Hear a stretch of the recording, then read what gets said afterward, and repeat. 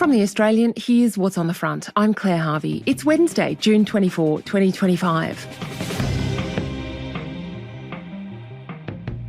Almost 3 million low-paid workers are getting a pay rise. The wage bump announced by the Fair Work Commission works out to be about $32 a week for those on the minimum wage. A controversial so-called super tax is potentially up for negotiation. The Prime Minister says he wants to work with the coalition on real tax reform, and that means potential changes to the unrealised capital gains tax, which would hit Australians with super balances over $3 million. Those stories are live right now at theaustralian.com.au. A weeping Erin Patterson says she regrets expletive-ridden text messages she sent about her former in-laws, who died after eating a beef Wellington she prepared in 2023. She's pleading not guilty to 3 counts of murder and a single count of attempted murder, and she's giving evidence in her own defence in the Victorian Supreme Court. Today, what happened when Erin Patterson was asked about the mushroom lunch for the first time in court?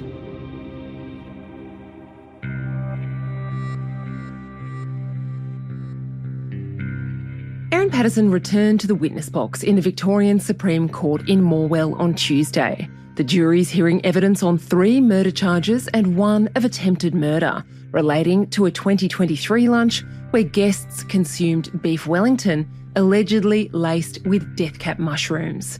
Erin Patterson has pleaded not guilty. We've used voice actors throughout this episode to bring you the words spoken in court. Patterson said after her grandmother died in 2006, she was one of a number of beneficiaries of the estate. The money enabled her to travel around the world with her then-husband Simon Patterson and to buy a home in Quinninup in country Western Australia without a mortgage. Patterson told her senior counsel Colin Mandy KC she gave loans of approximately $400,000 apiece to 3 of Simon Patterson's siblings, with repayments only to cover inflation, and the money enabled her to start a second-hand bookstore. In 2013, she and Simon moved back to Victoria. Our son was a very extroverted child, and he seemed to struggle with the lack of siblings and contact with cousins, and living in the middle of nowhere with no friends to play with. We'd gone back to Victoria once or twice, and he just loved being with his cousins and Nana and Papa, and we wanted to come back for him. And secondly, I was trying and ended up being pregnant with our daughter. I wanted to be near Don and Gail when we had her. Don and Gail Patterson were Simon Patterson's parents, who would both die in 2023 after eating Erin Patterson's beef Wellington. And during that time, after 2015, how was your relationship with Don and Gail? It never changed. I was just their daughter-in-law, and they continued to love me. So does that mean that in terms of Don and Gail, you and the children continued to see them often? Yeah, we did. We went to their house often for lunch with Simon, without Simon. They would drop in and knock on my door, sometimes drop things off. They'd have my son over to play and have sleepovers. They were very involved. Mandy asked Patterson about Heather and Ian Wilkinson, who was the pastor at Corumburra Baptist Church. So I'd always have a chat with them after church if I could. Ian was very popular as the pastor and always had a lot of people wanting to talk to them, but Heather would always make a point of coming to talk to me. And I saw them sometimes at Christmas gatherings, that side of the family, and I probably didn't get to chat to Ian so much, but Heather would always go out of her way to come and sit with me and make sure that I had company. She was asked about Facebook chats the jury has previously been shown. Mandy wanted to know what was her attitude to religion during those years, or to God. It remained how it had been since 2005. I was and am a Christian. Did you ever tell Christine Hunt that you were an atheist? No, I didn't, no. Patterson said she would have only said that she was previously an atheist. Patterson described the sale of various properties and the purchase of a family home in Leongatha, which was put into both her and Simon Patterson's names. Well, from my perspective, I always thought we would bring the family back together. That was what I wanted. And I did that because I wanted some way to demonstrate to Simon that that's what I really believed and wanted. It was something tangible to say, I see a future for us. Mandy asked about Patterson's health records over the years, including a GP visit in 2021 when she feared she had ovarian cancer. I'd been having, for a few months by then, a multitude of symptoms. I felt very fatigued, I had ongoing abdominal pain, I had chronic headaches. I put on a lot of weight in quite a short period of time and had, like, my feet and my hands seemed to retain a lot of fluid. Now, the notes indicate this. Erin, worried about ovarian cancer, has been Googling her symptoms. That's right, yep. Is that what you'd been doing? I had, yep. I consulted Dr. Google. Patterson said she'd struggled to get any health professional to listen to her concerns about her baby daughter too. So right from when she was born, I thought there was something wrong. She cried a lot, but not normal crying. I'd already had one baby by then and I knew what to expect. She cried a lot for long durations that I thought demonstrated pain, and I took her to a lot of doctors and even the hospital, and what they communicated to me was I was an over-anxious mother and should just relax, and she's just a normal baby. She said with both her daughter and son, they turned out to have medical issues that doctors hadn't been able to diagnose. Patterson said it all undermined her faith in medicos. She requested a brain MRI, and when that came back negative, asked for a spinal MRI. She Googled ovarian cancer, brain tumours, ovarian cancer that metastasised to the brain and lungs, heart conditions, lupus, and multiple sclerosis. The train just kept going. I think I wasted a lot of time, not just my time, but medical people's time, through all my Dr. Googling. It's hard to justify it, but with the benefit of hindsight, I can see that, I just lost so much faith in the medical system that I decided that anything to do with my health or the children's health, I'm going to have to solve that problem myself. But there's a reason why doctors have medical training, to enable them to navigate their way through it, so that every headache is not a brain tumour. Mandy turned to Patterson's relationship with her husband, Simon, and how it deteriorated in 2022 during a dispute about child support payments. I'd been preparing to do my tax return, and as we always did, I asked Simon for his income to put down on my tax return and wanted to give him mine. It arose out of the discussions that he'd put himself down as single on the tax return, so that wasn't necessary anymore. She said she wanted to claim the family tax benefit and, to do that, had to put in a child support application to Centrelink. She said Simon Patterson seemed agreeable to that. In October of 2022, Patterson became upset about finding out on a Friday that the following day would be a 70th birthday lunch for her mother-in-law, Gail Patterson. I felt hurt because I thought I'd been left off the invite list. And I was also annoyed with myself because I'd forgotten that it was a big birthday coming up for Gail, but yeah, I was hurt. In November 2022, another dispute. Patterson asked Simon to pay for an anaesthetist bill for their son. The jury was shown a text message exchange between Simon and Erin Patterson. The Department of Human Services instructed me not to pay you anything for the kids from now on, so I cannot pay that, I'm afraid. It's not paying me, it's paying his anaesthetist. On December 5, it flared up again during a discussion about their son's pocket money.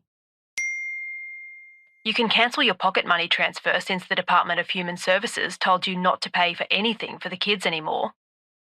In court, Erin Patterson said, "It looks like I was being a little bit petty in that response by the last sentence. I was clearly using his words back to him. I was being a bit petty." She tried to involve Don and Gail Patterson in mediation about how the children's school fees would be paid. Overridingly, they thought that Simon and I should settle the issue together, but they didn't want to become official mediators. Patterson said she vented in frustration on a Facebook group with women she'd been speaking to online since 2020. This family, I swear to fucking God. I'm sick of this shit. So fuck it. Nobody listens to me. At least I know they're a lost cause. In court, Patterson said she was stressed and believed this was a private chat. I wish I'd never said it. I feel ashamed for saying it, and I wish the family didn't have to hear that I said that. They didn't deserve it. Why did you write that to your Facebook friends? I needed to vent. I needed to get my frustration off my chest. And the choice was either to go into the paddock and tell it to the sheep or vent to these women. But I regret the language that I used. But I knew that they would rally around me. I probably played up the emotion a little bit to get that support. And did you mean those things? No, I didn't. I was really frustrated with Simon, but it wasn't Don and Gail's fault. It wasn't the family's fault. It wasn't even entirely Simon's fault. I played a part in the issue too. Did you understand that then? I think at the time I thought I was right and he was wrong, but I reflected on it a lot in New Zealand and I realised that I was wrong to try and involve Don and Gail, and I should have approached it differently with Simon. Erin Patterson told the jury she'd battled her weight and self-esteem since adolescence.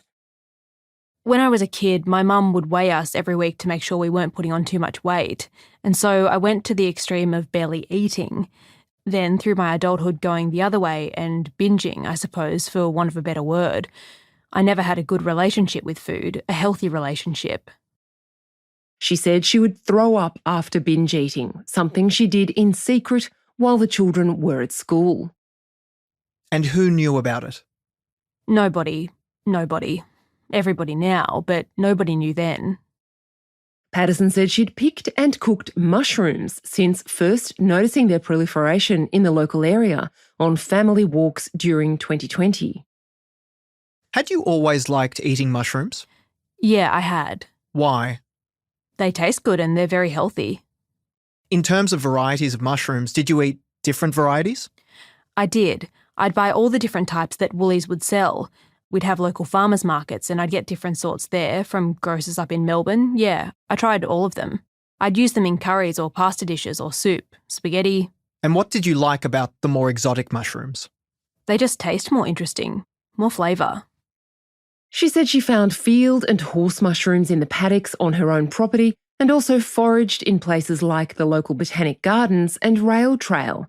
She said there was one type of mushroom growing in her back paddock that she wasn't able to identify, so she didn't eat those.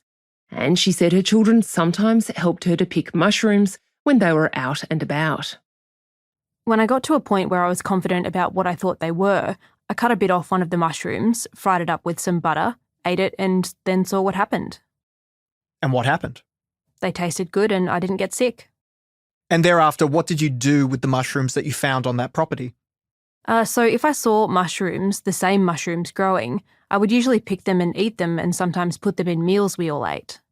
You said you put them in meals we all ate. Does that mean you and the children? Yep. How did you put them in the children's meals? What did you do? I chopped them up very, very small so they couldn't pick them out. Coming up, Patterson is asked for the first time in court about the fatal lunch.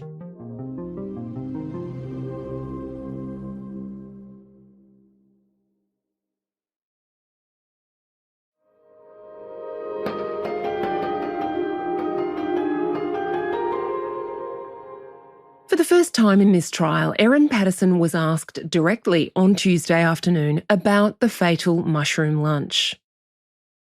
In terms of the meal that you cooked for the lunch, which is the subject of this trial, do you accept that there must have been death cap mushrooms in that meal? Yes, I do. And speaking globally, do you remember where the mushrooms that went into that meal came from? So all of the mushrooms that went into that meal. Right, so the vast majority came from the local Woolworths in Leongatha, and there were some from the grocer in Melbourne. So there's been evidence that you told people that you bought some mushrooms from an Asian grocer in April? That's right. Do you remember that event? Is that an event clear in your mind? Not the specific purchase of them, no, it's not clear.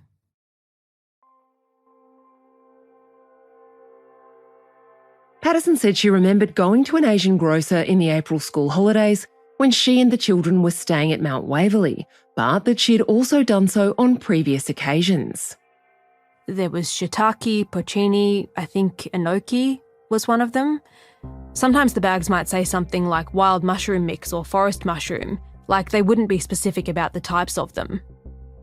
Patterson said she bought a dehydrator in 2023 to better preserve mushrooms and would dehydrate specimens including button mushrooms she bought from Woolworths, then store them in a plastic container in her pantry.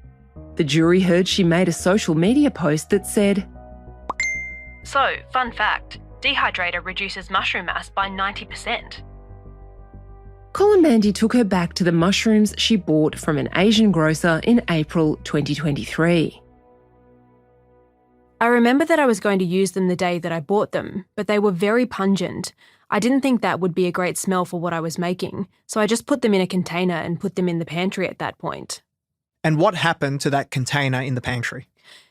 So I took the container back home to Gibson Street when we went home. Gibson Street is Erin Patterson's home in Leongatha, where the fatal lunch would be held 3 months later. She said those mushrooms were still in the container in the pantry when she later dehydrated mushrooms in May and June. Do you have a memory of putting wild mushrooms that you dehydrated in May or June of 2023 into a container which already contained other dried mushrooms? Yes, I did do that. At that point, Justice Christopher Beale called an end to the day.